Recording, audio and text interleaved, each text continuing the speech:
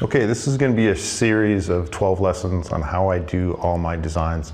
I try to keep them under 2 minutes, so let's just get started.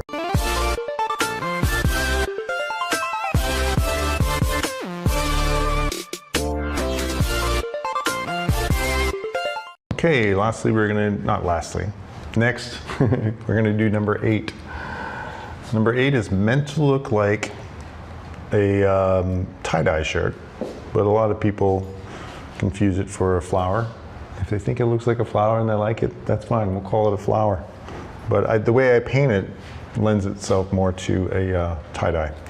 So some of my artists will take this approach. I'll do one half my way and the other half another way. So my way is to stand back, so we want a softer line, and I use the air on, and excuse me, not the air, but I close the trigger after the end of the line. Okay, so it's make a stroke, close the trigger, then come back, open it, close it again. So it's on, off, on, off, on, off, right? Like that.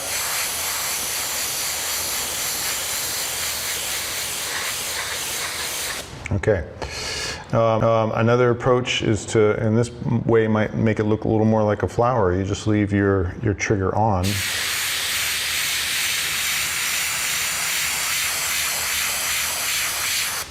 So, again, I might be a little biased, but I prefer my method for a couple of reasons.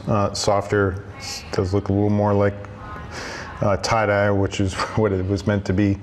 And secondly, this ends up being so dark, and because it's line work, with more line work, the letters over it, it can look a little jumbled.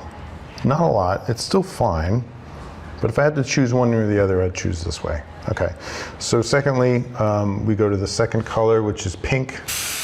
And all I'm doing is a nice even fade, or a soft line. I don't know if you call it a line. I'm way back, away from the shirt, and I'm going into the blue. I'm also going into the white, about equal amounts. Nice and soft. I leave some space for my yellow, same idea, nice and soft, a little bit into the yellow, sorry, a little bit into the pink, and a little bit into the white. And if you can, you get a little bit of space left over, leave a little bit of white in the middle. So now you got 3-4 colors, right? We got purple, blue, pink, orange, yellow, and white. Okay. Lastly, you're going to put the name in there. Let's put Samantha.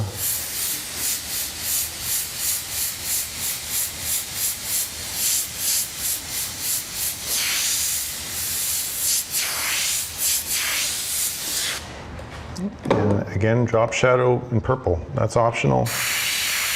But if you're going to do a drop shadow, I highly recommend using purple.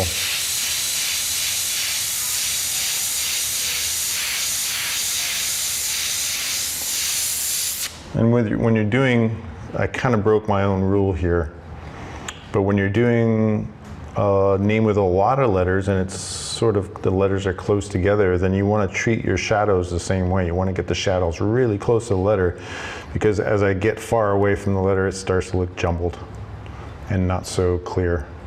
That was wrong and that is right, for example. Okay, so you get your drop shadow, get all your colors. That's how I do it. That's how other people do it. I think you can see how some of the letters get lost here. Squint your eyes and look at it in the dark room and you'll know what I'm talking about compared to the clarity here. That's why I choose this method. Now, people will ask for different colors. Again, as I said before, you want to keep in mind, if possible, add the darker colors to the outside to help frame the design. Keep the lighter colors in the middle. Be conscious about how colors are blending. Pinks and greens don't blend well, purples and yellows don't blend well, so if you can keep those away from each other and put a color in between, do that. Sometimes you don't have a choice, you do the best you can.